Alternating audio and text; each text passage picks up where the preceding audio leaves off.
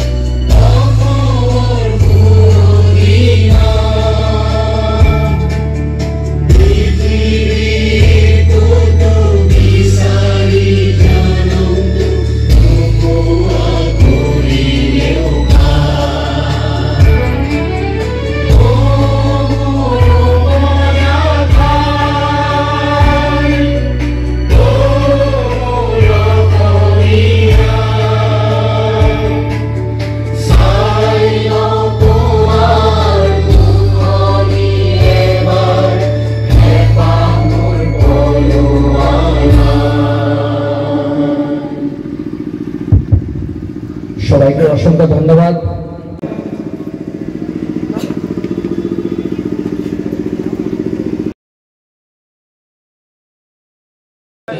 कचार जिला के साथ ही साथ बिनाकंडी और लखीमपुर अंचल के लिए बहुत गौरवपूर्ण दिन है। आज मॉडल डिग्री कॉलेज की आधारशिला स्थापित करी है और जैसा पीडब्ल्यूडी इंजीनियर ने बनाया कि ये 35 करोड़ की लागत से एक भव्य और मॉडर्न डिग्री कॉलेज का स्थापना यहाँ किया जाएगा। और मैं आशा करता हूँ इसी के साथ साथ लखीमपुर अंचल में जो हायर एजुकेशन और उच्च शिक्षा की जो आवश्यकता है वो कमी पूरी होगी। सरकार ने 2020 में मॉडल डिग्री कॉलेज को स्थापित करने का उद्देश्य लिया था। उसमें ये पाया था कि ग्रॉस एनरोलमेंट रेशियो, जो एक रेशियो डिटरमाइन होता है कि जो हायर एजुकेशन और प्राइमरी एजुकेशन का रेशियो है वो बैकवर्ड एरियाज में और हमारे कुछ कुछ इलाकों में कम है, उसको देखते हुए वहाँ पे मॉडल डिग्री कॉलेज स्थापित करने का प्रयास किया गया। और जैसा मैं बताना चाहूँगा कि जो हायर एजुकेशन से प्राइमरी एजुकेशन का रेशियो हमारे अभी डिस्ट्रिक्ट में और हमारे स्टेट में 20% के आसपास है। इसका मतलब अगर 100 बच्चे प्राइमरी एजुकेशन करते हैं उसमें सिर्फ 20 ही बच्चे उच्च शिक्षा प्राप्त कर पाते हैं। उसका मेन कारण पाया गया था कि इन बच्चों को दूर दराज के एरिया में जाके, कचार में जाके और दूर जाके शिक्षा ग्रहण करनी पड़ती है, जिसके कारण हमारी बच्चियां या चाय बागान के जो बच्चे हैं छूट जाते हैं। उसको देखते हुए आज यहाँ पे आपके बीच में एक मॉडल डिग्री कॉलेज की स्थापना की जा रही है। ये बहुत ही गर्व की बात है। और पहले देखा जाता था कि कॉलेज प्रोविंशलाइज होते थे, मतलब कम्युनिटी या सोसाइटी खुद ही कॉलेज को बनाती थी, उसके बाद सरकार उसको प्रोविंशलाइज करती थी।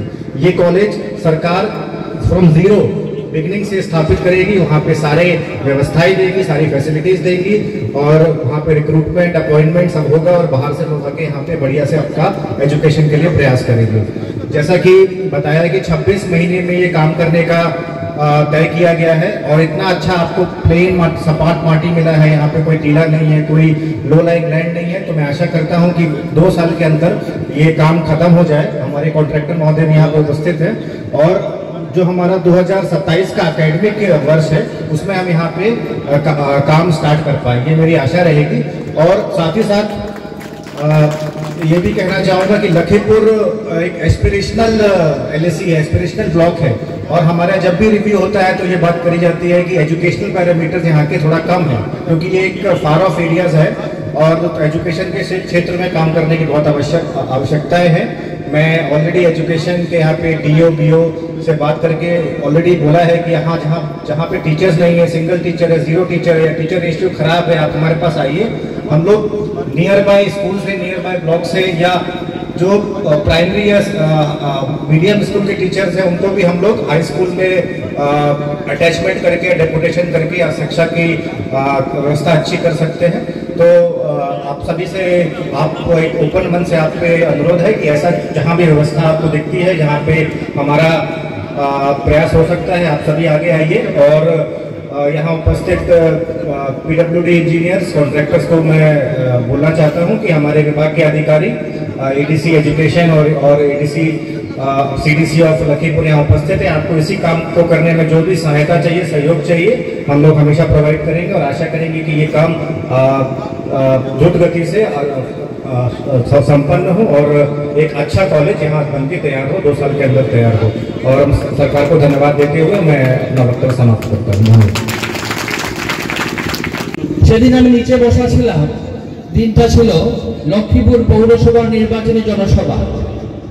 সেই জনসভায় আমি উপরে বসতে পারি নাই, নির্বাচনী বিধি ভঙ্গ হয়ে যাবে সেই জন্য। এবং সেই মিটিংয়ে আমাদের মাননীয় মন্ত্রী এবং আমাদের মাননীয় মুখ্যমন্ত্রী সেই যে ছিলেন, এবং সেই স্টেজ থেকে ঘোষণা করা হয়েছিল যে লক্ষ্মীপুরে নেহেরু কলেজ আছে এবং আরেকটা কলেজের দরকার, এবং সেটা হবে বিন্না গান্ধী আমাদের সাউথ বরাক অঞ্চলে। আমি কেন উল্লেখ করছি সেটা বুঝতে হবে, কারণ 1965 ইংরেজিতে নেহেরু কলেজ স্থাপিত হয়েছিল এবং আজকের সালটা 2025। আজকের দিনটা স্বর্ণাক্ষরে করে লেখা থাকবে কার জন্য? আমাদের বিধায়ক তথা মাননীয় মন্ত্রী শ্রী কৌশিক রায় মহাশয়ের জন্য। একটা হাততালি কিন্তু দাবি করব।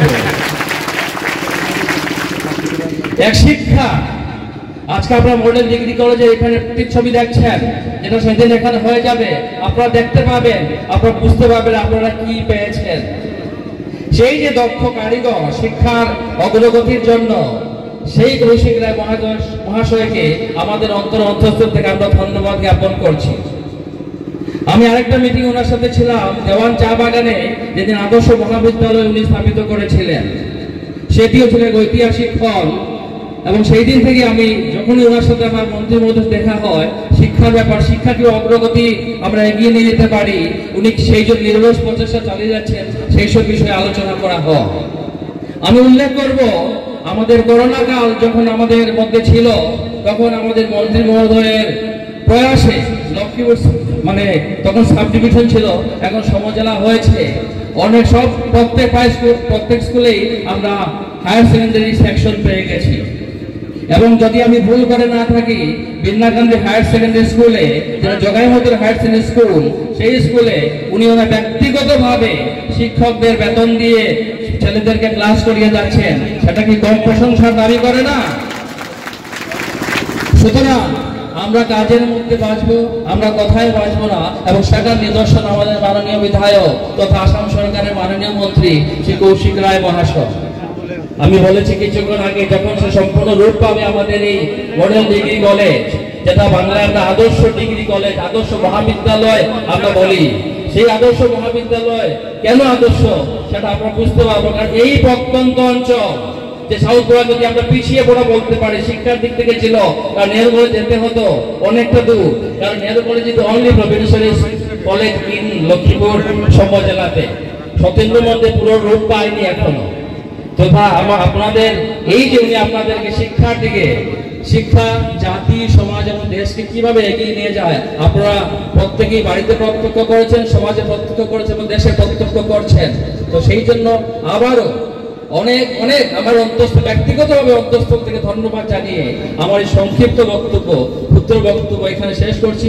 নমস্কার, জয় হিন্দ, বন্দে মাতরম, ভারত মাতা কি জয়।